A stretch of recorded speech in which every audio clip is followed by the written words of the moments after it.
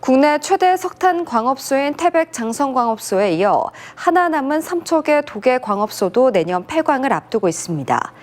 광물공사와 광해관리공단이 통합한 데 이어 석탄 공사까지 폐업 수순을 밟으면서 강원권 혁신 도시가 위축되는 건 아닌지 우려가 나옵니다. 보도에 황구선 기자입니다. 국내 석탄 생산량의 절반인 9,400만 톤을 공급하며 한국 산업화를 뒷받침했던 태백 장성광업소가 폐광했습니다. 남은 건 삼척 도계광업소 한 곳. 내년 6월 도계광업소까지 문을 닫으면 대한석탄공사의 생산 기능은 사라집니다. 석탄공사가 내년 폐업을 앞두고 있다는 예측이 나오는 이유입니다. 작년 말부터 사장이 공석인 석탄공사가 최근에 내건 사장 공모에서도 임기를 공사 운영 종료 시까지로 명시했습니다. 운영 종료를 앞둔 석공을 책임질 마지막 사장일 가능성이 큽니다. 산업통상자원부는 정부 공공기관이 해산되는 최초 사례라 조심스럽다며 다른 기관과의 통합이나 공사 청산, 존치 등 다각적으로 검토하고 있습니다. 이르면 올 연말, 늦어도 내년 초에는 향후 대책을 발표할 계획입니다. 수익을 발생할 수 있는 그런 어떤 영역이 제한적이다 보니까 어떻게 향후에 석탄공사를 운영해야 될지에 대해서는 사실은 제가 고민하고 있는.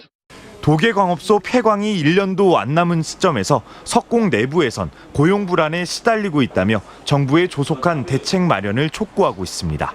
저희가 어쨌든 원주 혁신도시 공기업 중에서도 가족 전체 이주율이 가장 높은 편이기 때문에 이 직원들이 폐광이 됐다고 해서 고용 승계나 어떤 통합이 되지 않으면 다 일자리를 잃게 되는.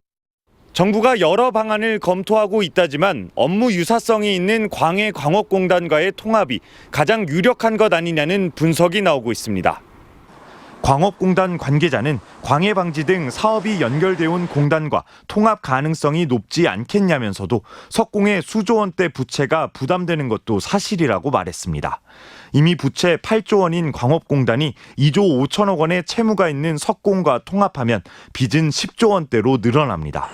2021년 광물공사와 광해관리공단 통합에 이어 석공 폐업까지 강원 혁신도시 공공기관이 잇따라 줄어들면서 거점도시 육성을 통한 균형 발전 취지가 무색해진다는 우려도 나오고 있습니다.